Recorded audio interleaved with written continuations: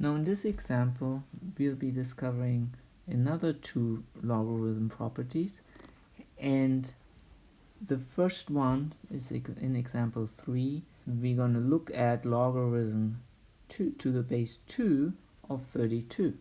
Now if you take 2 and keep multiplying it with itself, you'll come eventually to 32. So 2 times 2 is 4, times 2 is 8, times 2 is 16, times 2 is 32. If you count it, you find that that was 5 times. So 2 to the 5th power is 32. Now let's look on the other side and see what happens here.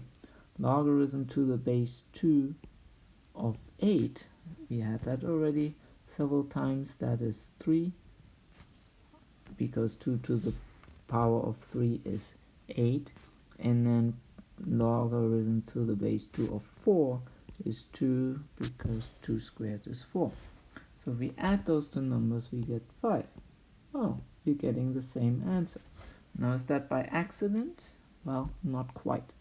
So if we're looking at 8 and 4, and we're looking at 32, we might recognize that 32 is 8 times 4. So I can rewrite this side by saying this is 8 times 4, and we know already that that is 5. So from here we can conclude that both sides are therefore the same. So we can write the following statement from here. Logarithm to the base 2 of 8 times 4 is the same as logarithm to the base 2 of 8 plus logarithm to the base 2 of 4. So, and it is important to notice here that if you look at the exponent rule, or the equivalent exponent rule here, that is kind of the opposite, right? So we could here, for instance, write that 2 to the 3rd power. Now here we are timesing our 2 expression, and 2 to the 2nd power equals 2 to the 5th power.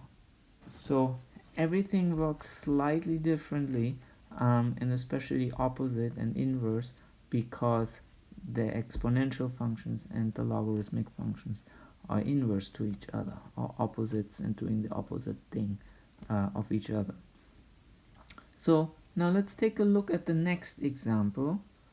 Logarithm to the base 3 of 9, and I think we discover very quickly that 3 squared is 9, and therefore this is 2.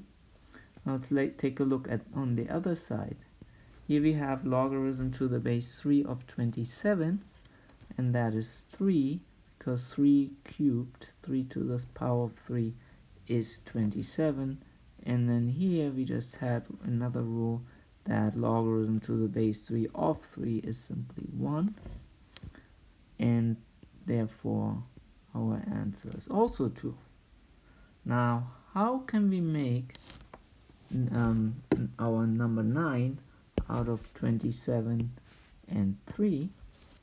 Well, 27 divided by 3 is 9. So we can rewrite our left expression as logarithm to the base 3 of 27 divided by 3 is 9, and therefore, so 27 divided by 3 is 9, and therefore this whole expression is 2 as well, as we know already. So very similar, we can write here the following. Logarithm to the base 3 of 27 divided by 3 is the same, equals to logarithm to the base 3 of 27 minus logarithm to the base 3 of 3. So let me rewrite that one more time as a general expression here for any base a and any number m, or also expression, algebraic expression later on we will find m or n. All of them have to be positive, and so one is for the, when we multiply the inside of the logarithms, we can add each individual logarithm, or in the second row, if we divide each of the numbers inside the logarithm, then that's the same as if we are taking each individual logarithm and subtracting one from the other.